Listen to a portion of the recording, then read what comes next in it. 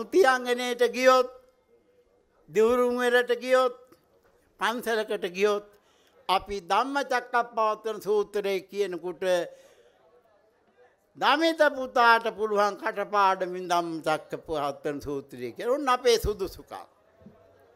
අපේ ගුණධර්ම පිරි කෙනෙක්. යහපත් ගති පැවතුම් ඇති කෙනෙක්. එතුමාට ගිය වර තමුන්නාන්සේලා ඡන්දෙ දීලා අඩුයි. මොනවා හරි විපත්ති වෙනවා අපල උපද්දර වෙනවා. ඔයිට වැඩිය මහා නායකයෝ පෙරදෙනවා. ඉතින් මේ වර අවස්ථාව එතුමා නැමතුනේ නෑ. පුළුවන් හැටියෙන් සේවාවක් කළා. අතිගරු ජනාධිපතිතුමාගේ පුද්ගලික ලේකම්වරයා වශයෙන්. ඒ නිසා දැන් අවස්ථාවක් ලැබිලා තියෙනවා තමුන්නාන්සේලාට. මේ තරුණයාට ඡන්දයක් දෙන්න. මම ඉතාම ආදරෙන් ඉල්ලා ඉන්නේ. අම්මලා තාත්තලා දන්නවා තමන්ගේ දරුවෙක් මාන්සි වෙලා කටයුතු කරනකොට අපි අමතක කරන්න හොඳ නෑ. ඔහුගෙන් වැරද්දක් වෙන්නේ මං කියන්නේ අප්පච්චි. අප්පච්චි කියනවා. එනිසා සහෝදරවරුනි මිත්‍රවරුනි ඡන්ද කොටුවට ගියාම ලොකු බණ්ඩාර කියන නමත් එක්ක සිහිපත් කරගන්න. 1818 ලොකු බණ්ඩලා සුදු බණ්ඩලා රම් බණ්ඩලා කිරි බණ්ඩලා ඔක්කොම උවලසේ මේ හටන් පිටිය ඇටන් පිටිය කියන්නේ හටන් පිටිය.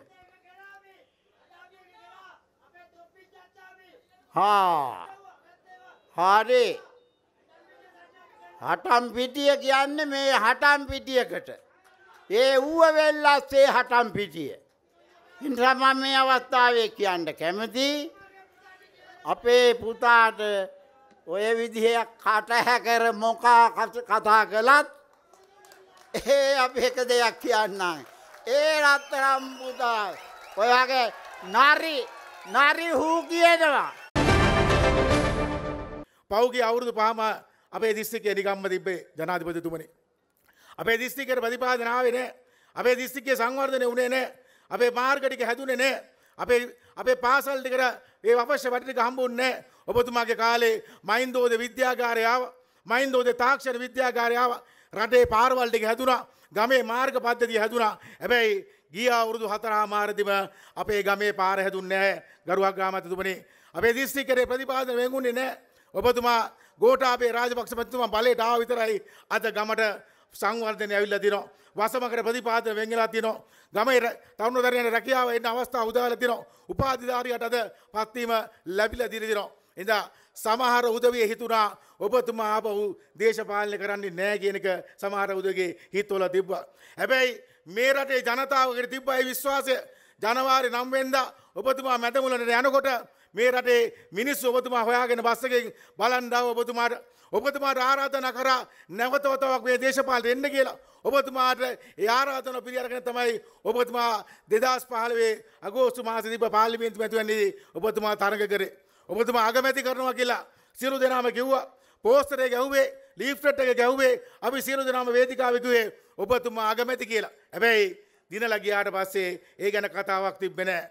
අපි කණ්ඩායමක් විදියට ඔබතුමාත් එක්ක එදා අපිට විපක්ෂ හිටගෙන විපක්ෂයට ගිහිල්ලා වාඩි වෙන්න බදුළු දිස්ත්‍රික්කේ අපිටත් කොන්දක් තිබ්බ ජනාධිපතිතුමනි. අපි එදා ඉඳලා ඔබතුමාත් එක්ක හිටගත්තා. ඔබතුමා වෙනුවෙන් මේ ලංකාව පුරා ඒ කටයුත්ත කරා. ඔබතුමා වෙනුවෙන් මේ ලංකාව පුරා ශ්‍රී ලංකා පොදුජන පෙරමුණ හැදෙනකොට අපි එතන හිටගත්තා. ඒ නායකත්වය දුන්නා. ඒ කටයුත්ත කරා. අද අපි සතුටු වෙනවා. අපි හදපු පක්ෂය, අපි මේ දිස්ත්‍රික්කයෙන් හදපු පක්ෂය අද පළාත් පාලන ආයතනවල අපේ ඊළඟට නගර සභාවට අපි සතුටු වෙනවා. අපේ ජනාධිපතිතුමා අද පොහොට්ටුවේ අපේ ජනාධිපතිතුමෙක් අද ඉන්නවා. අගෝස්තු 6 වෙනිදා හවල් වෙනකොට අපේ පොහොට්ටුවේ අගමැතිතුමා ඔබතුමා වෙනවා කියන එක අපි දන්නවා. මුද්දර කාර්යාංශයෙන් වක් කියන්න ඕන මේ වගේ මුද්දර ගහන්න ඉඩ දීලා තියෙනවද නැත්නම් මේ වගේ ව්‍යාජ මුද්දර සම්බන්ධව එතුමන්ලා ගන්න පීවර මොකක්ද කියන කියන්න ඕන. ඒ නිසා මේ රටේ ජනතාවට අපි ඊටාම අවධාරණය කියන්න කැමති මේ කයිය ගහන අයගේ හැටි මෙහෙම තමයි. මේ විදිහට තමයි හොර પાස්පෝර්ට් හැදුවේ, හොර ඩෙන්ටිටි කාඩ් හැදුවේ. ඒ නිසා ගෝඨාභය රාජපක්ෂ මැතිතුමා මේ හදනවයි කියපු මේ අර වැඩ කරන රට මේ වගේ තක්කඩියොත් එක නම් හදන්න හම්බෙන්නේ නැහැ. මොකද තාමත් අර මහින්ද මහත්තයාගේ පරණ නඩය ඒ ට්‍රැක් එකේ එම විදියටම හෝ ඊට වඩා වේගවත් විදියට අර පරණ කෙරුවාවල් ටික තමයි කරගෙන යන්නේ කියන එක මේ රටේ ජනතාව අවබෝධ කරගෙන ඉන්න කියන එක තමයි මට මේකෙන් කියන්න තියෙන්නේ. අනිත් කාරණේ තමයි දැන් මම දැක්කා ඊයේ එක්කෙනෙක් කියනවා සිරිකොත අල්ලන්න ආවත් පොලිසිය ඉන්නවලු කියන්න. හරිද? ඒ තරමට බය වෙලා ඉන්නේ මට නම් හරි ලැජ්ජයි. හරිද? ඒ එවැනි පුද්ගලයෙක් ඕ වගේ මට්ටමකටපත් වීම. ඕකේ පෙන්වන්නේ මොකද්ද? අපිට ඔයක කියනකොට මතක් වෙනවා අර එක වතාවකදී මහින්ද මහත්තයා සිරිකොත ගාව පාර කාපට් කරලා දුන්නේ. හරිද? ඒ වගේ මම දැක්ක ඊයේ පෙරේදා මේ මාලිගා කන්ද හන්දියෙන් මම යනකොට රසීම් වලට එතුමාගේ මේ පුටු දාලා තිබ්බා. ඒ පුටු වලට වැඩිය ඉන්නවා පොලිස් නිලධාරීන් සහ මේ STF එකේ නිලධාරීන්. මේ බය නැතුව කියන්නේ මොකද්ද? ඩීල් එක. ඔය දැන් ඉස්සර නම් හොරාට ඩීල් දැම්මේ. හොරාට ඩීල් දාලා දැන් ඒව එලිපිට කියන්න තරම් බය නැති තත්වයකට ඇවිල්ලා තියෙනවා. ඉතින් ඒ නිසා අපි කියන්න කැමති ඕක තමයි අපි කිව්වේ ඒ කාලේ ටයිකෝඩ් කාර්යෝ සාටකකාරයෝ ආරක්ෂා කරා. දැන් සාටකකාරයෝ ටයිකෝඩ් කාර්යෝ ආරක්ෂා කරනවා කියන එක තමයි මේ කියන්න තියෙන්නේ. කියන්නේ ඒ නිසානේ බය නැතුව දැන් මේ ජාතික ආණ්ඩු හදන්න කතා කරා. ගොඩාක් දේවල් පහුගිය දවස්වල කතා කරා. දැන් ඒ එකක්වත් කරන්න බැරි බව පේනවා. ලංකාවෙන් මේ මට්ටමට ආසන ප්‍රමාණයක්වත් එන්නේ ආණ්ඩුවක් හදාගන්න තරම්. ඉතින් ඒ නිසා දැන් මොකද්ද කරන්නේ? කුරහන් සාටකයේ එලිලා ගිහිල්ලා සිරිකොත මන්දිරය මේ වියකී යන වලව්වක් බවට පත් කිරීමේ නින්දිත උත්සාහයක තමයි ඉන්නේ මේ මැදමුලන සාටකෙල්ලා. හැබැයි අපි කියන්න ඕන සිරිකොත අයිති කාටවත් නෙමෙයි. පාක්ෂිකයන්ට අයිති. අපිත් පාක්ෂිකයෝ. ඒ නිසා සිරිකොත ගැන අපි 6 වෙනිදාන් පස්සේ බලා ගන්නම් මොකද්ද කරන්න කියලා ඉවරලා. හැබැයි මේ රටේ ජනතාව 5 වෙනිදාට මේ ඩීල් දේශපාලනයට නම් උත්තර ලබා දෙයි කියන එක මගේ විශ්වාසය තියෙනවා. අපි පුළුවන් තරම් පොහොට්ටුවේ ඡන්ද ප්‍රමාණය වැඩි කරගත යුතු පවතිනවා.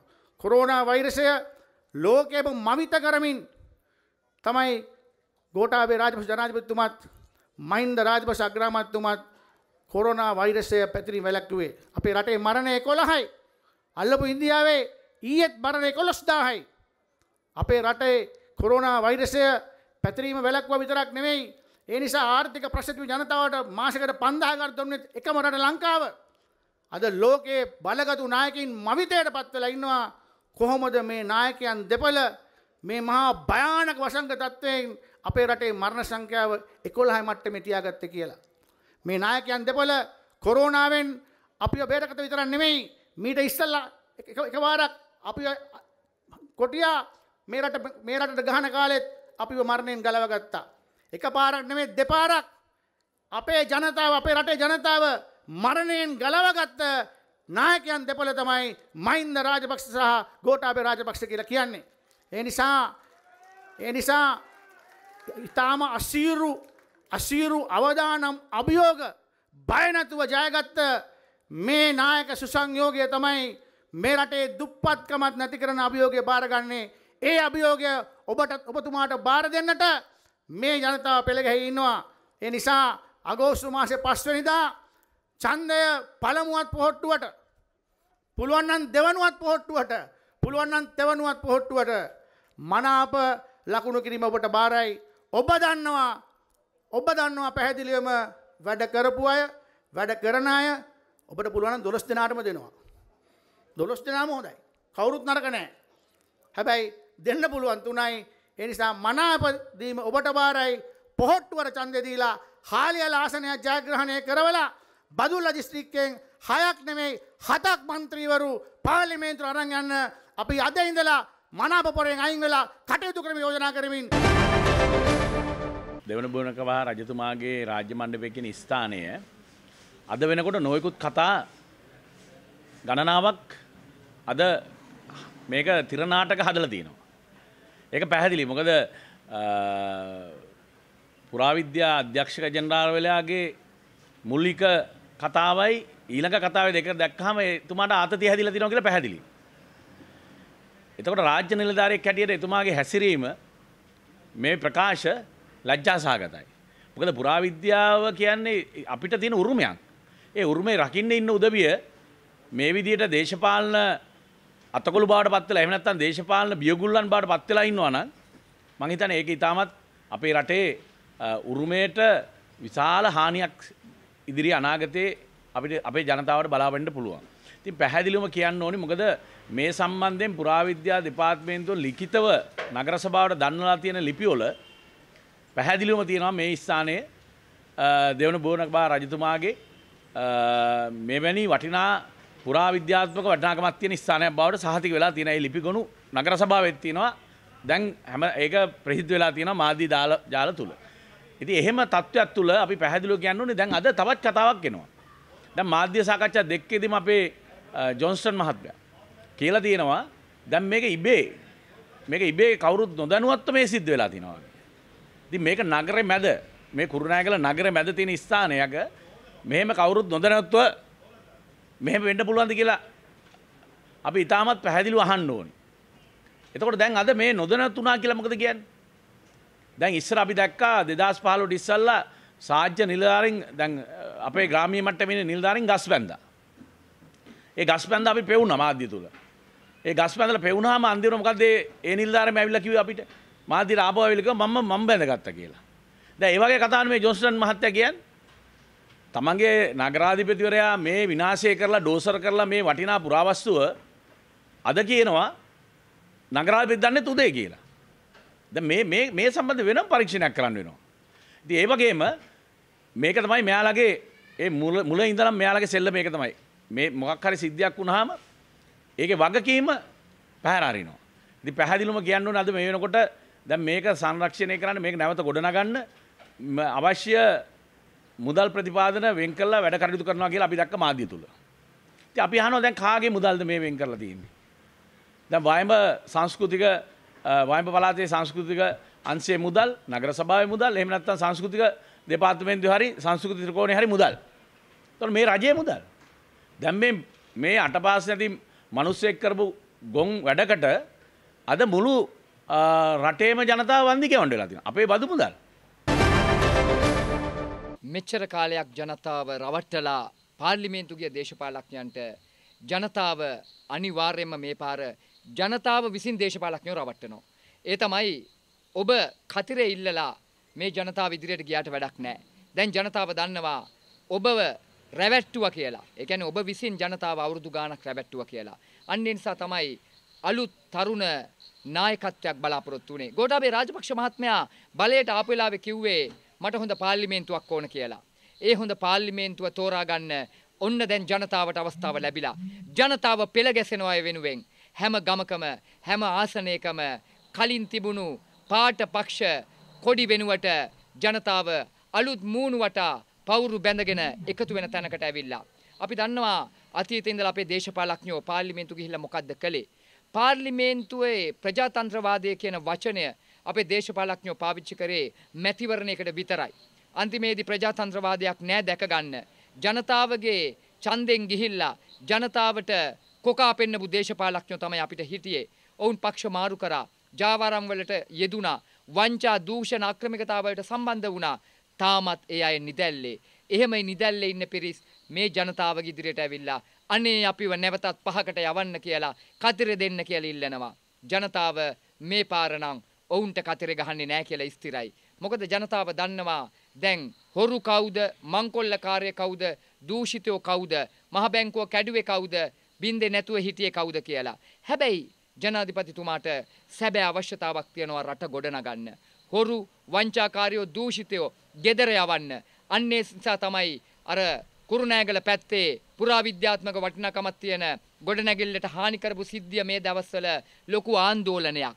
කාලෙකදී එක වෙලාවකදී ඒක පුරාවිද්‍යා වටිනාකමක් තියෙන තැනක් කියන නිලධාරීන්ම තව වෙලාවකදී එහෙම නෑ කියනවා. එහෙමනම් පිටිපස්සේ තියෙන අදෘශ්‍යමාන බලවේගය මොකක්ද? එහෙනම් අපේ මේ පනත් කෙටුම්පත් සංශෝධනය වෙන්න ඕන. නීතිය බලාත්මක වෙන්න ඕන අලුත් මුහුණුවරකින් ජනාධිපතිතුමා ඒ සඳහා දැන්ටමත් පියවර තියලා තියෙනවා. එහෙමනම් කොරෝනා විවසනයෙන් රට බේරාගත්තේ ජනාධිපතිතුමා. දැන් දෙවනි රැල්ලක් ගැන කතා කරනවා. ඒක නමට රැල්ලක්. ජනතාව බුද්ධිමත්. ජනතාව දැන් ජනාධිපතිතුමාට සහාය දක්වනවා. ජනාධිපතිතුමාට ගැළපෙන පාර්ලිමේන්තුවක් අපි බිහි කරගත යුතුයි. එහෙම නැත්නම් ජනාධිපති එක පක්ෂයකත් අගමැති තවත් පක්ෂයකත් වුණොත් මොකද වෙන්නේ? යහපාලන ආණ්ඩුවේ අත්දැකීම තමයි ජනතාවට ආයිත් අත්විඳින්න වෙන්නේ. ජනතාවට එහෙමනම් බුදු සරණයි කියන්නයි වෙන්නේ. ජනතාව දේශපාලඥයන්ට මේ පාර හොඳ පාඩමක් උගන්වනවා. විශේෂයෙන්ම මේ හොරණ බල ප්‍රදේශයේ කොච්චර විවිධ අකටයුතුකම් වෙනවද? කොච්චර ජාවාරම් වෙනවද? පහුගිය දවස්වල මහා පරිමාණ වැලි ජාවාරම් පොලිස් විශේෂ කාර්ය බලකායෙන් වැටලුවා. එහෙමනම් මෙච්චර කාලයක් මේ බල ප්‍රදේශවල හිටපු දේශපාලඥයෝ මේ ජාවාරම් දැක්කේ නැද්ද? ජාවාරම් කරුවන්ට උදව් කරාද? ඔවුන් රැක්කද? මම නෙමේ ජනතාව ප්‍රශ්න අහනවා. ප්‍රශ්න කරනවා. ප්‍රශ්න කරන ජනතාව දේශපාලඥයන්ට මේ පාර හොඳ පාඩමක් උගන්වනවා. ඒක ස්ථිරයි. විශේෂයෙන්ම 2015 මේ රටේ ජනතාව අකෘතඥ ලෙස ඔබතුමා සහ අපිව පරාජයට පත් කරා. නමුත් ගෝඨාභය රාජපක්ෂ මැතිතුමාගේ ආගමනයත් සමගම අපට නව බලාපොරොත්තු රාශියක් ඇති කරා. ඒ අතර වුණු සංවර්ධනය, රැකී රක්ෂා ලබා දීම යන මේ කරුණු සියල්ල අපට නැවත ඉටු කරගන්න පුළුවන් වෙයි කියලා. අන්නේ බලාපොරොත්තු ඇතුව තමයි අද මේ ජනතාව පැමිණලා සිටින්නේ. ඒ නිසා අපි පොහොට්ටුවේ ජයග්‍රහණය ඉදිරියෙම තියලා යමු. බලු මනාප පොරය නවත්තමු. එහෙම වුණොත් තමයි අපට මේ දිස්ත්‍රික්කෙන් ආසන 7ක් ලබා ගන්න පුළුවන් වෙන්නේ. ඒ නිසා අපි දේශපාලනයේදී පුළුල් දේශපාලනය ඒ වගේම ජාතික අවශ්‍යතාවය හා යුගයේ අවශ්‍යතාවය අපි අවබෝධ කරගනිමු. අපි විශිෂ්ට ලෙස ජයග්‍රහණය කරලා බන්දේශයක තියලා අපේ දිස්ත්‍රික්කයේ ආසන 9න් 7ක් ඔබතුමාටත් ගෝඨාභය රාජපක්ෂ මැතිතුමාටත් ලබා දීම තමයි මගේ අරමුණ. මේ දිස්ත්‍රික්කයේ ඔබතුමා මට ඒ නායකත්වය ලබා දුන්න කණ්ඩායමේ. ඒ නිසා මම උදේ හවස දුෂ්කර ගම්මානවලට ගිහිල්ලා වේසෙන්නේ මනාපයක් ඇහිඳ ගන්න නෙවෙයි. පොහොට්ටුව ජයග්‍රහණය කරවීම සඳහා. පොහොට්ටුවේ ජයග්‍රහණය තමයි අපි මුල් තැන දිය යුත්තේ. දේශපාලනේ සදාකාලික මිතුරොත් නැහැ, හතුරොත් නැහැ. ඒක අමතක කරන්න එපා. ඉතින් මම හිතන්නේ අපි මේ UNP කාර්යෝ ටික මෙතන ඉන්නේ. අපිට කිව්වා UNP කාර්යෝ එකතු කරන්න බෑ කියලා. මාර්තු 19 අපි නාම යෝජනා දෙනකොට පොඩ්ඩක් බයෙන් අපි නාම යෝජනා දුන්නේ. අපේ ඇඟවල් දිගැස්සিলা තිබ්බේ. නමුත් අද කේ.කේ. පියදාස මහත්තයා මම ඊයේ ගම් වලට ගියාම හඟුරක්කෙත වලපනේ කොත්මලේ මස්කෙලිය නුවරඑළිය එක්සත් ජාතික පක්ෂිකයෝ එනවා. පක්ෂයට අමතක කරන්නේ නැහැ ඒගොල්ලන්. අපේ නායකත්වයත් එක්ක පොඩි ගැටලු තිබ්බට අපිත් එක්ක පොඩි ගැටලු තිබ්බට ප්‍රශ්න තිබ්බට UNP කාර්යයා අලියා ලකුණට ඡන්දේ ගන්නවා කියන එක මා පැහැදිලිව ප්‍රකාශ කරනවා. මේක තමයි අත්ත කතාව. ඉතින් මම ඉතාමත් සතුටුයි අද දින නුවරඑළියෙත් මෙහෙම විශාල ජනගංගාවක් ආවා. මම දැක්ක ගොඩක් තරුණ මල්ලිලා ඉන්නවා නුවරඑළියෙත්. ඒ වගේ උනන්දුවක් තියෙනවා. මොකද මිනිස්සු හිතනවා විශේෂයෙන් වතුකරේ සහෝදර සහෝදරී එක්සත් ජාතික පක්ෂය තමයි මේ රටට හොඳක් කරේ. එක්සත් ජාතික පක්ෂය තමයි ආර්ථිකය නැංගුවේ. එක්සත් ජාතික පක්ෂය තමයි රැකීරක්ෂා ලබා දුන්නේ. එක්සත් ජාතික පක්ෂය තමයි තමුන්නාන්සලට ඡන්ද බලය ලබා දුන්නේ.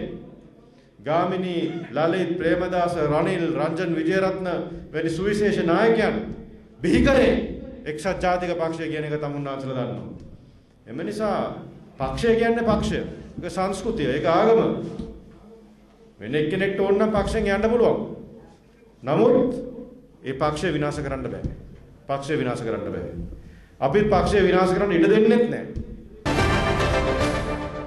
මේ වෙන විට සෑම කෙනාම තමුන්නාන්සලා ළඟට එනවා ඡන්දේ ඉල්ලගෙන. හැබැයි ඡන්දේ ඉල්ලගෙන ඇවිල්ලා ඡන්දෙන් දිනුවට පස්සේ කිසිම කෙනෙක් තමුන්නාන්සලාට වැඩක් කරන්නේ නැහැ. කරන්න අදහස් කරන්නෙත් නැහැ. කරලත් නැහැ. අද වෙන විට මොකද්ද වෙලා තියෙන්නේ? ජනතාව අතරමං වෙලා තියෙනවා. ඇයි වතුර ප්‍රශ්නය, නිවාස ප්‍රශ්නය, ඉඩකඩම් ප්‍රශ්නය, ඒ වගේම රැකී රක්ෂා ප්‍රශ්නය දැන් කොහොම කිසි දෙයක් කරලා නැහනේ. මේ යාපනයේ පළාතේ මම අපි ටික ඔක්කොම ගිහිල්ලා ගයක් ගානේ අපේ ළමයි ඇවිදිනවා.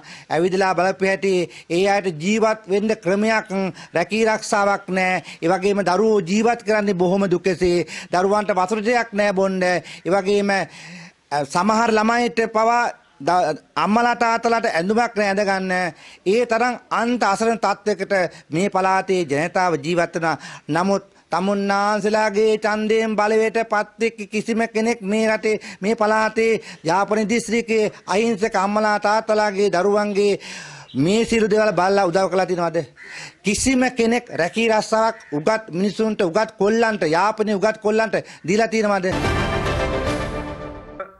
සිංගප්පූරුවේ හිටපු නායකයා ලී කුවාන් යූ ජනාධිපතිතුමා කිව්වේ අපේ සිංගප්පූරුව ශ්‍රී ලංකාවක් බවට පත් කරන්න ඕනේ කියලා. අද සිංගප්පූරුව තියෙන්නේ කොහෙද?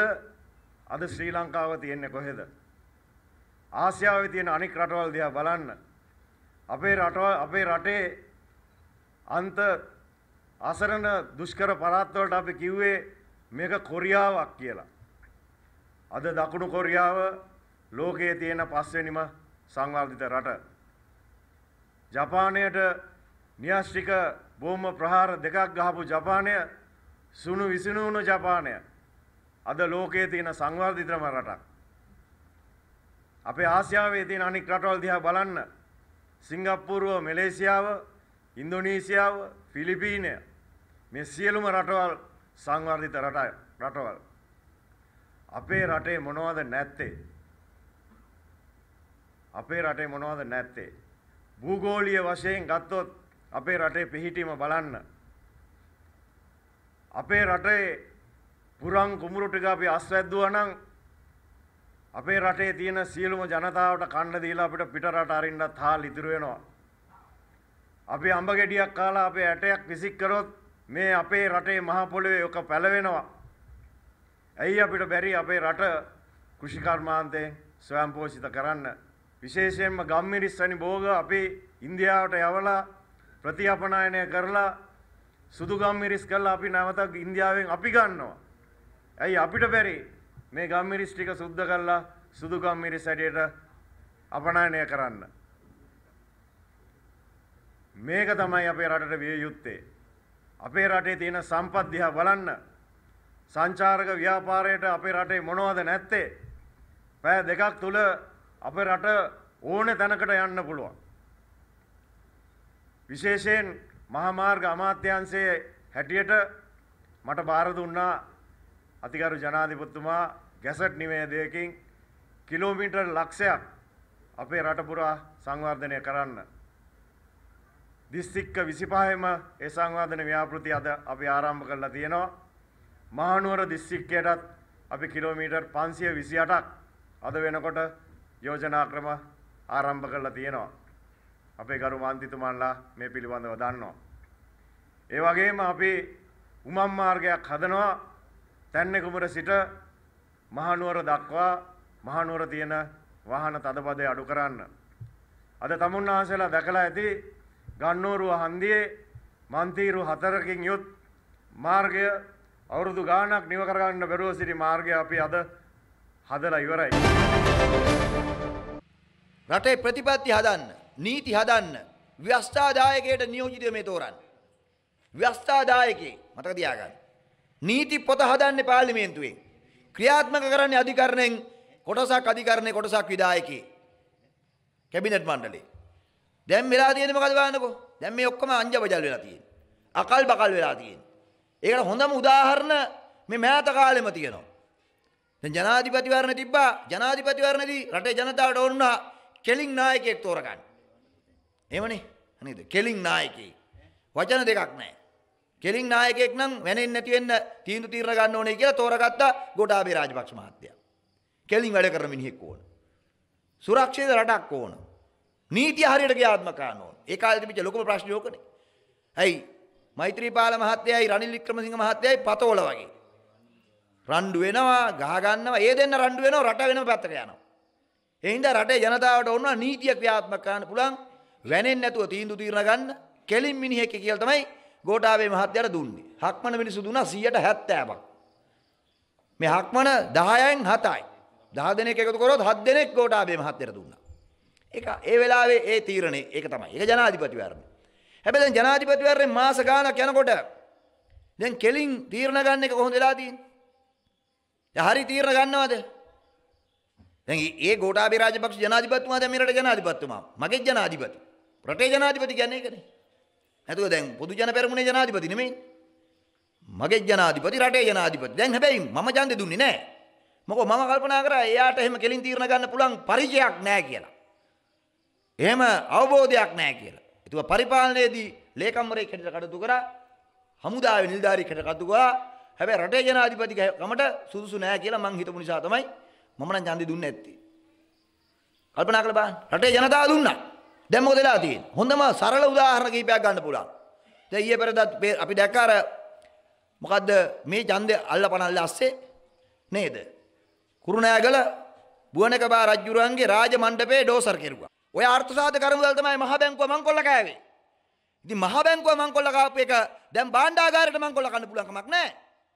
කල්පනා කරලා බලන්න. මාස ගාණක් ඇතුළත අද රට දුවන්නේ ජනතාවගේ සල්ලි අර්ථසාධක කරමුදලෙන් කොටසක් මංකොල්ල කනවා. සමෘද්ධි අරමුදලෙන් කොටසක් මංකොල්ල කනවා. ඊට පස්සේ තැම්පතු කරුවන් අනාථ වෙනවා. අද තැම්පතු මූල්‍ය සමාගම් අනාථ වෙලා තියෙනවා. මේ විකාරයක් මේක.